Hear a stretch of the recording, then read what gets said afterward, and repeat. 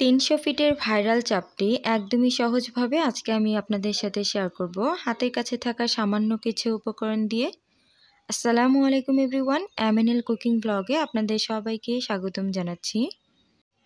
এই চাপটিটা কেন এত বেশি টেস্টি হয়ে থাকে, তো সকল ধরনের গোপন টিপস সহকারে আজকে আপনাদের সাথে ভিডিওটি শেয়ার করব। আশা করি ভালো লাগবে। আমার চ্যানেলে আরও বিভিন্ন রেসিপি দেওয়া আছে, চাইলে ঘুরে আসতে পারেন। তো আর কথা না বাড়িয়ে চলে যাচ্ছি মূল রেসিপিতে। চাপটি পিঠা তৈরি করার জন্য প্রথমেই একটি বোলের মধ্যে নিয়ে নিচ্ছি 2 কাপ পরিমাণে শুকনো চালের গুঁড়া। এখানে আপনারা কিন্তু ভেজা চালের গুঁড়াটাও ব্যবহার করতে পারেন। এখন স্বাদমতো লবণ দিয়ে অল্প অল্প করে পানি মিক্স করে খুব সুন্দর একটা ব্যাটার তৈরি করে নিব। এখানে কিন্তু ঠান্ডা পানি ব্যবহার করা যাবে না, অবশ্যই কুসুম গরম পানি দিয়ে ব্যাটারটাকে তৈরি করে নিতে হবে। দেখতে পাচ্ছেন আমি কিছু সময় নিয়ে ব্যাটারটাকে হাতের সাহায্যে এটাকে মেখে নিয়েছি।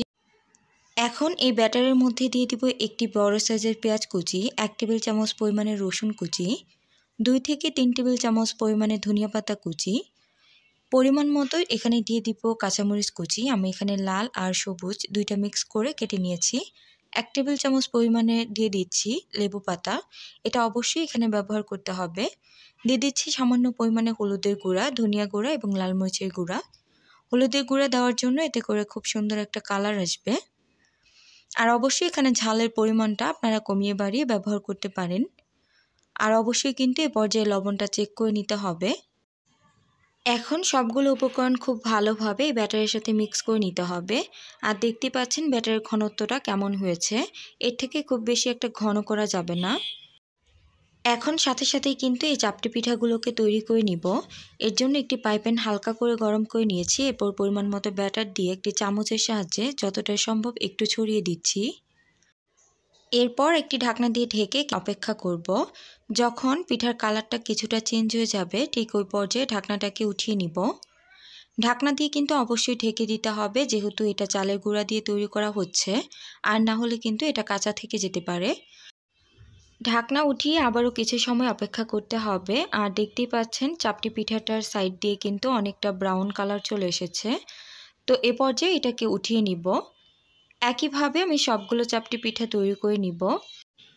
তো আমার ভিডিওটির এ পর্যন্ত যদি আপনাদের কাছে কোনোভাবে একটু ভালো লাগে, তাহলে প্লিজ অনুরোধ করব আমার ভিডিওটিতে একটি লাইক দেওয়ার জন্য। মাশাআল্লাহ, চাপটি পিঠাগুলো কিন্তু একদমই পারফেক্ট হয়েছে আর অনেক বেশি ক্রিস্পি আর অনেক বেশি টেস্টি হয়েছে। তো আপনারা কিন্তু চাইলে ঝটপটভাবে এভাবে এই চাপটি পিঠাগুলো ট্রাই করতে পারেন। আশা করি আপনাদের পরিবারের সবাই কিন্তু অনেক বেশি পছন্দ করবে।